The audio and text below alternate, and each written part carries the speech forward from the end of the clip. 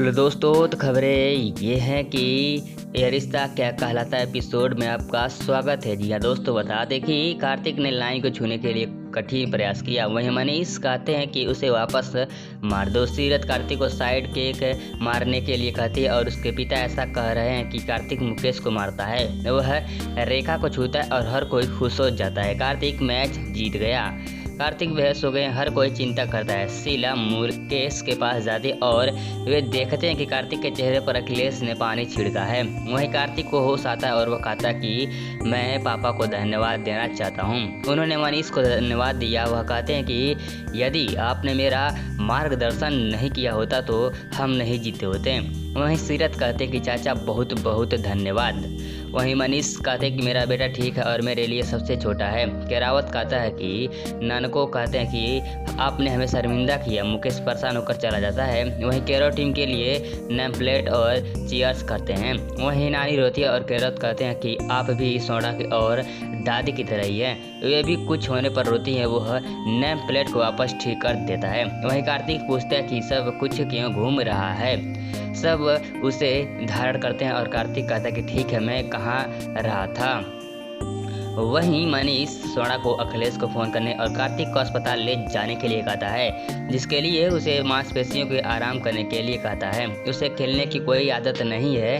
सोना उसे बुलाने के लिए कहती है। दादी का कहना है कि वह एक युवा लड़का है और मनीष कहती है कि मैंने उनकी उम्र में खेल खेला था। और सुरेखा किया को कहती है कि कार्तिक संदेश देने और मनीष का नाम बताने के लिए कहती हैं। वहीं सोना का कहना है कि अगर आप मनीष का नाम लेते हैं तो उनका दर्द खत्म हो जाएगा।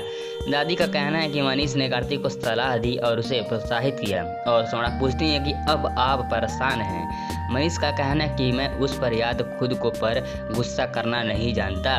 रिया कहती है कि आप सीरत पर गुस्सा होंगे। मनीष कहते कि अखिलेश को बेहतर महसूस होने पर कार्तिक को घर लाने के लिए कहें। कार्तिक का कहना है कि आप सभी को बहुत याद कर रहा था। मुझे कल ही इसके महाशिवरात्रि के बारे में पता चला। हमने हमेशा हर त्योहार को एक साथ मनाया है। मनीष ने उस पर हस्ताक्षर किए और वह कार्तिक को अखिलेश से लव और कुश के साथ वापस आने के लिए कहता है। वहीं कार्तिक कहते हैं कि नहीं, मैं इस उद्देश्य से नहीं आ सकता।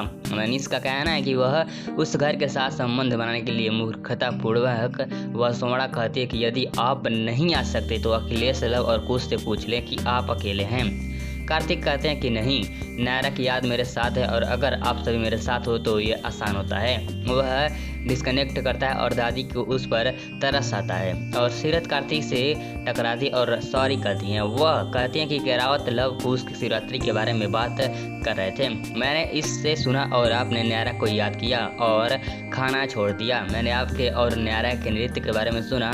क्यों हम कुछ ऐसा नहीं करते जो केराव को पता है कि मैं अपनी माँ नहीं हूँ। वह कहता है कि अगर ऐसा होता तो हम कल वापस चले जाएंगे। आपको परिवार और बेटी को याद करता हूँ। वह कहते कि हम सब कुछ सोचेंगे। वह कहता है कि तुम्हारे साथ हूँ। वह केराव को देखता है और रोहन पूछते हैं कि क्या आपको वह होटल अच्छा लगा जहाँ अखिलेश लव और कुश ठहरते थे। कार्तिक कहते हैं कि हाँ धन्यवाद। सीरत कहती है कि केरावत ने पूछा क्या हम नाचेंगे। रोहन कहता है कि आप डांस कर सकते हैं। सीरत कहती है कि मैं नायरा को कार्तिक के साथ डांस करने के लिए नहीं कहती। हमें केराव को समझाना होगा। रोहन उसे कहीं जाने के लिए कहता है। वहीं कार्तिक का कहना है कि केरावत परेशान हो जाएगा और उसे कुछ भी समझ नहीं आएगा। रोहन पूछता कि क्या तुम सोचे हो। वह कहते कि मेरा दिमाग का काम नहीं कर रहा है। वहीं कार्तिक और रोहन कहते हैं कि यह एक कम काम करता है। रोहन हंस पड़ा। सीरत उन्हें उनसे मजाक करने के लिए कहते हैं। शीला कहती है कि मैं पार्वती बन जाऊंगी। मुकेश कहते कि मैं शिव बन जाऊंगा। शीला कहती कि मैं सर्वश्रेष्ठ नृत्य करती हूँ।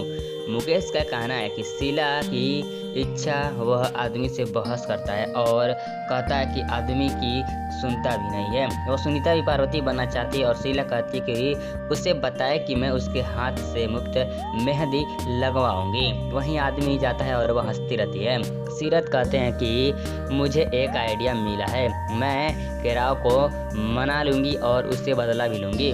रोहन और मैं शिव पार्वती बनकर नाचेंगे। रोहन पूछते हैं कि क्या। सीरत कहती हैं कि हाँ, कायरव ने हमेशा अपने मम्मी और पापा को सभी त्योहारों में एक साथ देखा है।